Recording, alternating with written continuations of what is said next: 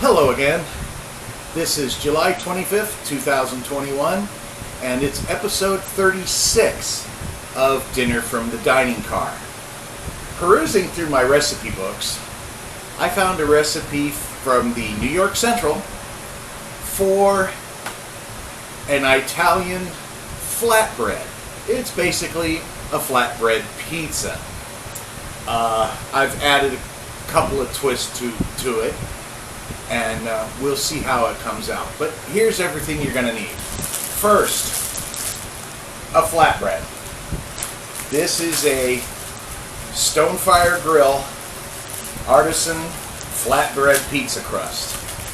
If you really are,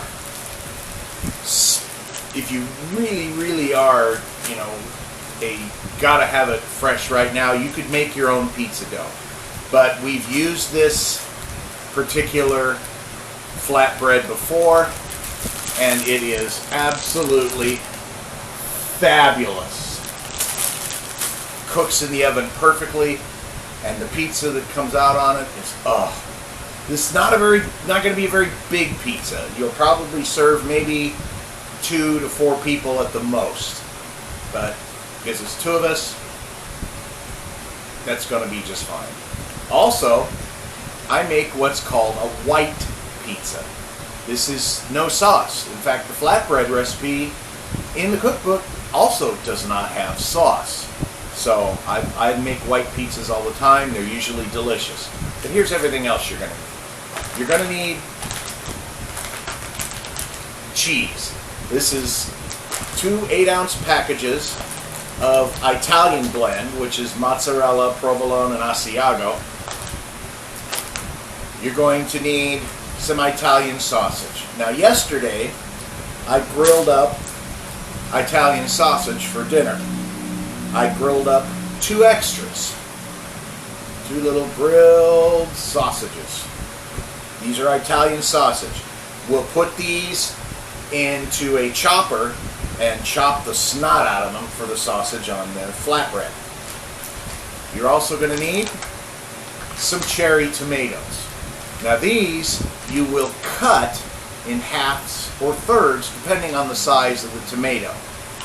You don't want to put the whole ones on there. It'll take too long to cook and burn the pizza before you cook the tomatoes. You're also going to need a can of sliced olives. You're going to drain these, of course, and these will also go on the top as well. You're going to need Italian seasoning. This has basically all your, marjoram, thyme, rosemary, savory, sage, oregano, and basil. You can use fresh if you want, but you're going to have to grind the snot out of it to put it on the pizza, so we may as well just use the dried, and oh yeah, it has its kick. You're also going to need, finally, some garlic powder. This also has its, oh yeah, that's garlic powder. Because you're going to sprinkle the seasonings and the garlic powder on top of the pizza once you get everything on it. If you think about it, you might want to save a little bit of your cheese to sprinkle over the very top once you get all the other toppings on. Now how you do this is you put on your flatbread, you put a layer of cheese, then your sausage, your cut tomatoes, your olives, your spices, and if you have a little cheese left, you just sprinkle it over the top. And then you cook it, and it comes out wonderful. I don't know what we're going to serve with it. We haven't decided on that yet. But anyway, that's all you need for this recipe. It's really simple. It's easy to make. It's yummy as all get out. And I think you'll enjoy it. Anyway, that's it for this intro. We'll be back later when it's time to start cooking. Okay, everybody, it's about 4:30, so here we are. We're going to start putting our pizza together. Wash your hands. First thing is, you're going to take a cookie sheet. You're going to spray it with a little non-stick cooking spray. Not too much, but enough to say that you sprayed it. You're going to take your flatbread. Uh-oh, don't break it. Be careful with your flatbread because it might break on you. Okay, flatbread's on the tray. Oven's heated to 430. Take an 8-ounce bag of cheese and plop it down and spread it all over the place. Now you can use just mozzarella, you can fresh grate it yourself if you want, that's your thing. Me, I just find it convenient to use pre-shredded cheese. Now when you get your pre-shredded cheese, check out your expiration dates, because some of the stores will leave that stuff on the shelf way past expiration date. You do not want to use a cheese that's past its expiration date, because it won't melt properly. It will probably have started to mold a little bit. This one's perfectly, wow, that's good cheese. Then you take your sausage. Now I have already crumbled in my little handy dandy food processor the sausage. You're just going to take that, you're going to spread it all over the top of that cheese.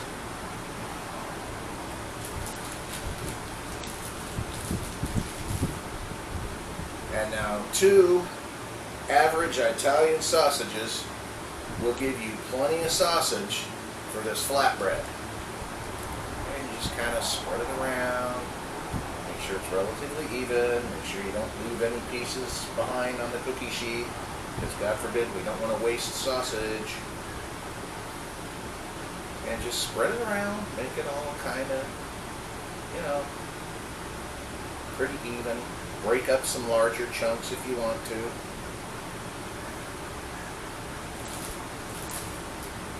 Now, I've already taken about a cup of cherry tomatoes and diced them into much, much smaller pieces. And you just plop those on there as well. Again, spread them around, make sure everything gets even. This is pretty much what they say to do in the recipe. It's a matter of just getting everything chopped relatively fine, and spread out on the flatbed relatively well. You don't want, you know, too many clumps of this and too many clumps of that.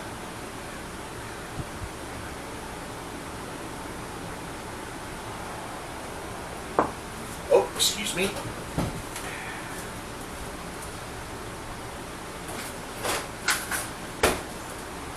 Then comes your sliced olives.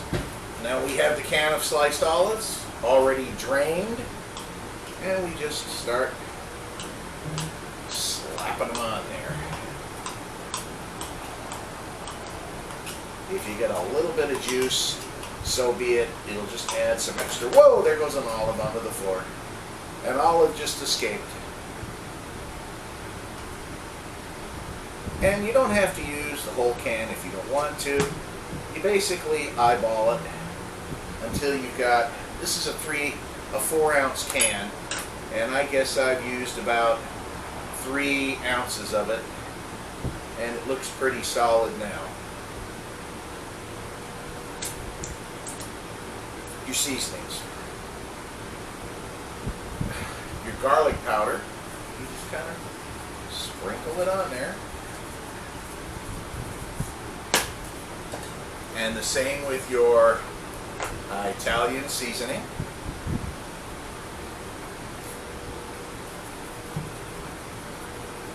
And you get good and seasoned.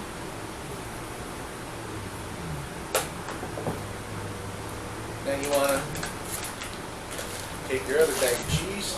These are 8-ounce bags of cheese. I use the first 8-ounce bag as the base for the flatbread. Put everything on it. I've opened up the second bag, and we're just going to sprinkle more on it.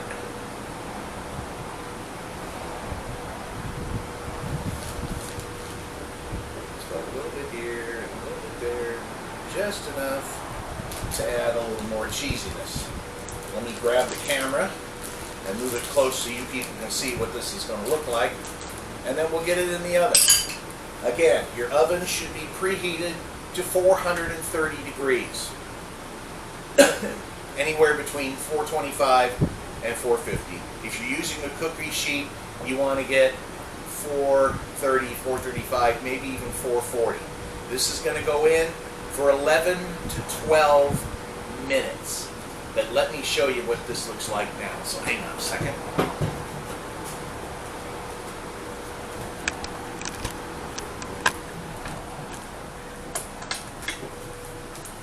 This is what it looks like right now. All ready to go into the oven. So, anyway folks, now we're going to put this thing in the oven so you can see it going in. Again, the oven's preheated to 430 degrees. Cookie sheet into oven, and wow, it is hot. Okay, and then we'll set our timer. Kitchen timer, 11 minutes. And we will check it then. So, we've got it in the oven. And when it comes out in about 11 minutes, we'll show you the results. See you then.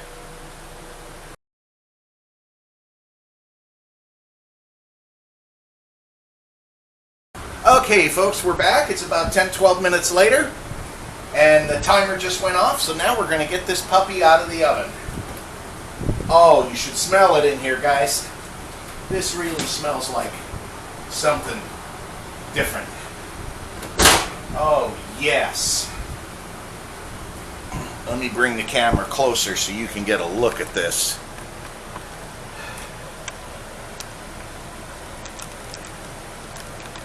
There you have it. One beautiful pizza. Now we're going to wait a few minutes for this to cool.